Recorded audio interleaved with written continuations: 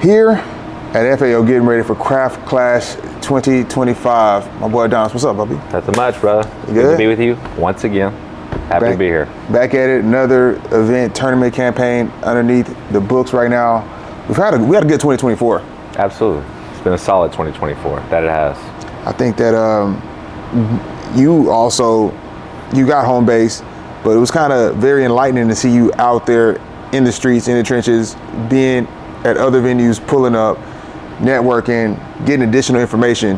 And I think that's something that a lot of venue managers and owners don't do. They get their space and then end up hunkering down. And from there, you don't see them getting any additional information or relationships, which I think ends up hurting the business. Absolutely. But go ahead, real quick for the people, what has been your experience in 2024, getting a chance to get out there, kiss the babies? Well, I think that the biggest thing that we're understanding as business owners as we're starting to grow is you can't work on the business if you're always in the business. So making sure that we're getting out there to network, to bring more value to our space, see what other people are doing. Of course, we have our assumptions on how things are going on for everybody, but to really be there to see how they're doing it, so of course, to kind of help us in some of our other processes that we plan on doing, being able to be there to see how they're operating is really helping us see where we need to tweak some things, where we can make some adjustments, seeing what's drawing people to their places too. So it's really a humbling experience to gotta get out there to just really just see what everyone else is doing as well, And unfortunately, we have seen people open up their doors in 2024 for the first time and close their doors in the same year. And we had a chance to talk with Chef Way and other collaborators about there's really no place for people to go to get resources on how to open up their bar or their restaurant. What are your thoughts on just a place of resources being like that or being available? Well, it's definitely not available. I think that this is a very sexy industry that everyone wants to get into, but there's not like a set blueprint on how to go about these things. So that's definitely a big goal for us to kind of help provide that knowledge, just to bring the realities of what you're getting into. Because like you said, there's a lot of places that have opened up in earlier 2024 that were closed within 6 months, and I think I know it's a very humbling industry.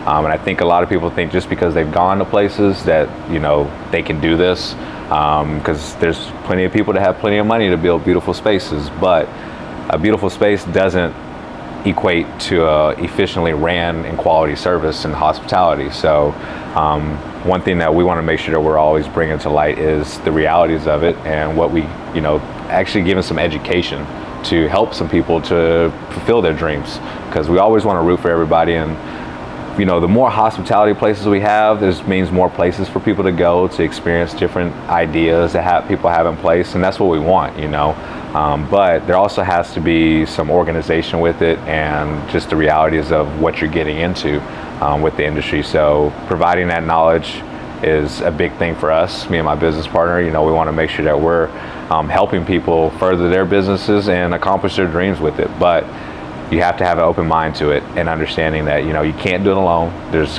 We have to find the resources to keep our doors open. And that's really what we're here to help out with, And it's been a benefit, me personally, being a chance to operate with so many other operators with my event campaign, Speed Rails, and now Craft Clash, which we're working on right now, and get a chance to get a peek inside of what it's like in these single venue ownership models, because I've always only had a chance to really work with these big corporations and conglomerates, and a lot of times they aren't as strict as they need to be on operations because they got a lot of money floating from up top, so they're being a little bit disrespectful with how they could be doing things. And so to be over here with you guys, like, oh no, we're doing it this way because it's me and my business partner, we have a lot to lose and a lot to gain if we get it right.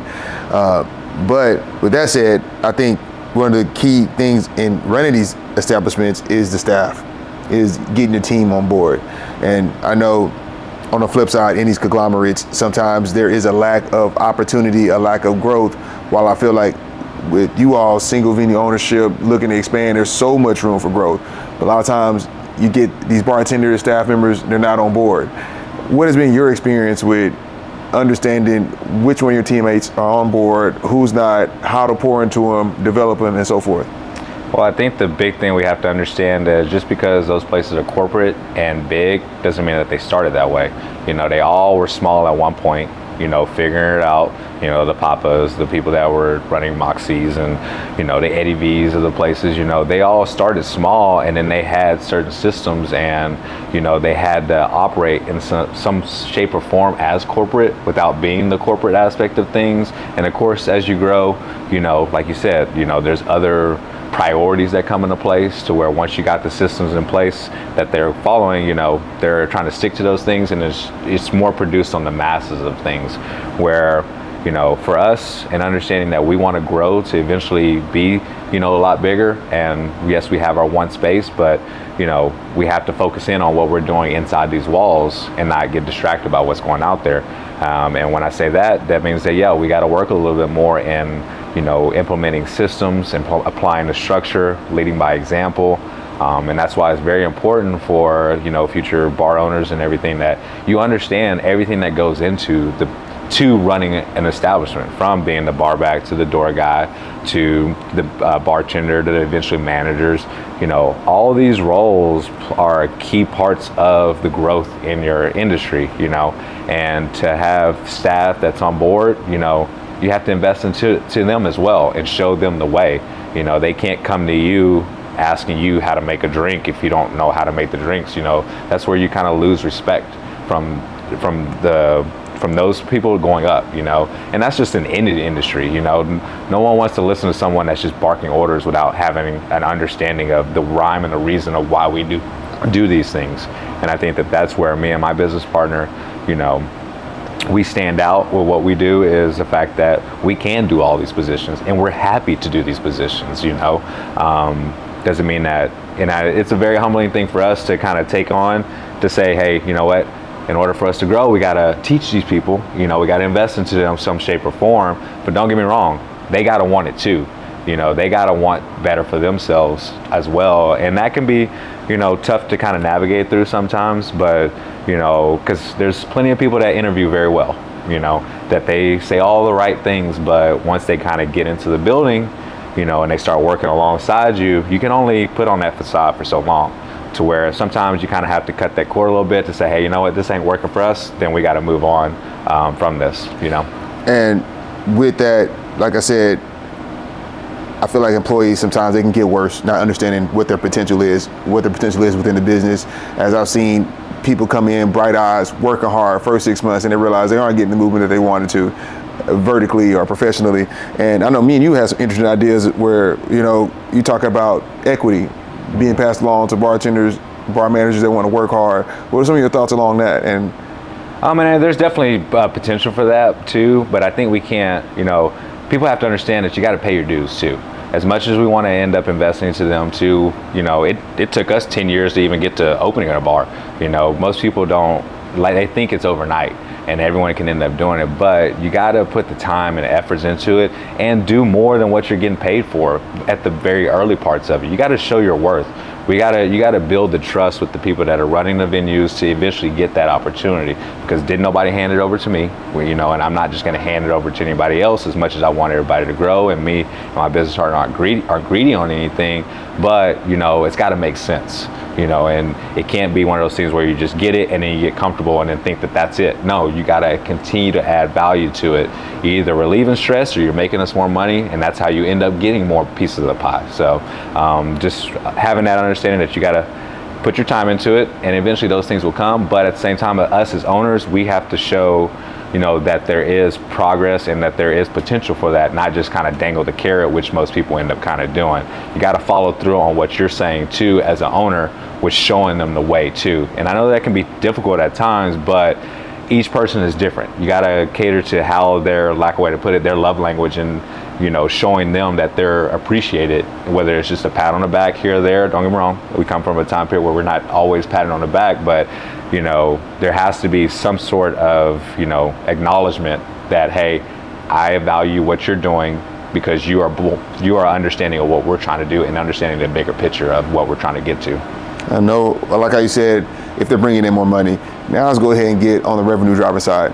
When it comes to 2024, what were some of the key lessons you learned in helping to generate more revenue for your bar? That's the question everybody wants to answer to all the time.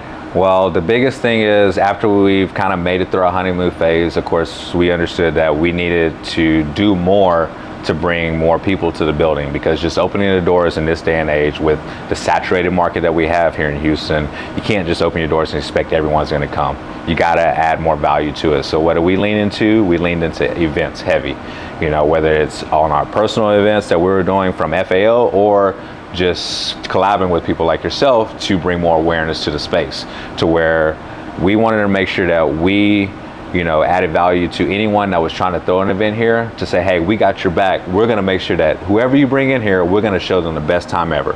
And that's where we show up, to make sure that we're continuously showing the hospitality part of it, to where maybe we get another event or birthday party to come in later to get that ROI on those people that come to your event, to where it says, hey, I want to do something here as well. So, making sure that we're showing up and doing our part on the venue part of it is huge. You can't just say, hey, okay, you're coming here and think that that's a one-time shop kind of person. No, we want to make sure that there's value in what we do and upholding the standards that we have to make sure that we're following through.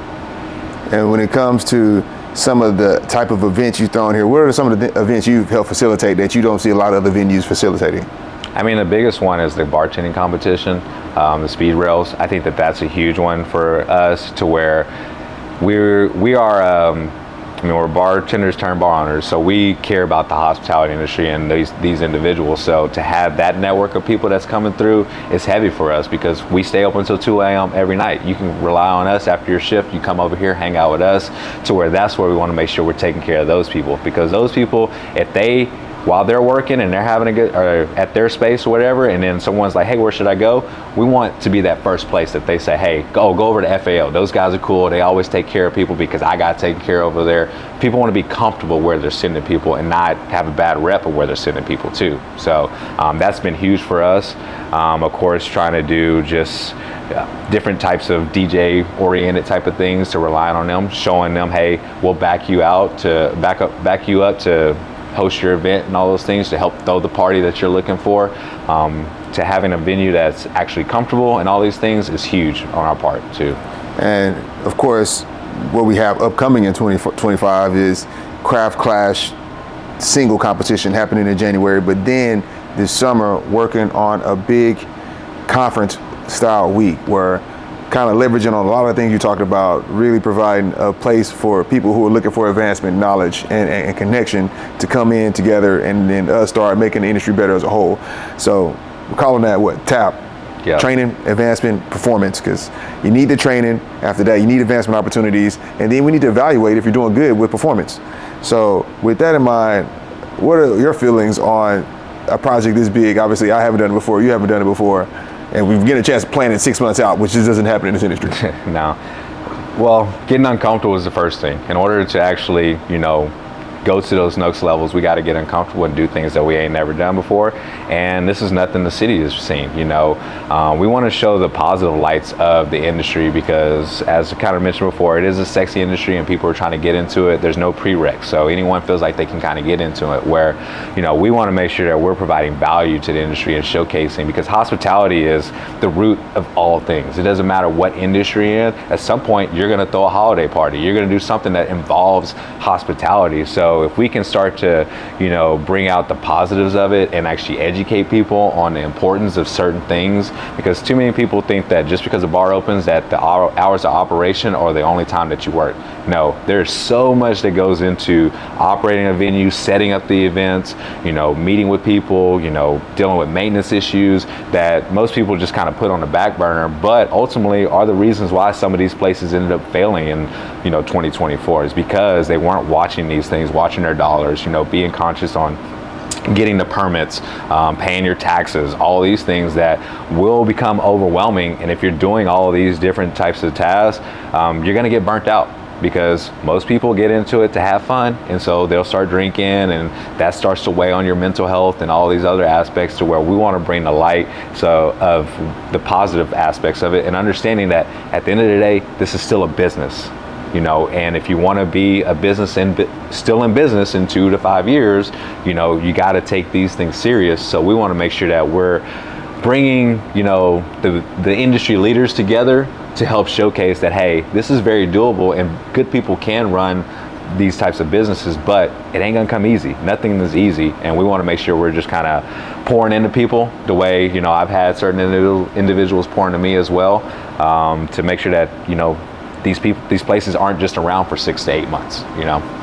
And the internet is allowing us to all connect with each other. We've had a chance to connect with people from Austin, Dallas, all across the country, people who are really leveraging the fact that you can message the people that you respect. So being able to use the internet to really bring everybody together in one place, because, you know, like you said, we all had mentors that taught us the game, and now with people getting a little bit more caught online and not networking, they're missing on those mentorship opportunities. They're going home directly after their shift and they're not connecting with some of their leaders there. So here, at least we can kind of bring everybody together, and I'm looking forward to it. But to finish up, what are your thoughts on time management in the industry? The lack of it, you know, I mean, there's not very much time management that's going on, and quite understanding, you know, people get overwhelmed in this, but people have to understand you have to manage your time, you know, better to, you know, just in order to advance. That's just in any industry, you know, but here it's just kind of put on the back burner. But we want to help people understand that, hey, get these things done earlier, you know, like us planning this 6 months. If we try to put this together within a month, then it would be a flop and it wouldn't provide value that what most people will want from it. Where us actually taking the initiative to put these things together, put in a plan, it helps bring other people that are interested in doing these things out and actually know that, hey, there's somebody else looking for this as well, because unfortunately it's just very saturated with not the best of ownerships in a lot of areas, because they're driven by other aspects where sometimes us that are caring so much about it, it weighs on us and we get burnt out because we think that no one else is out there looking to help in other people advance and everything, because we can all eat, you know. Competition is not bad, you know.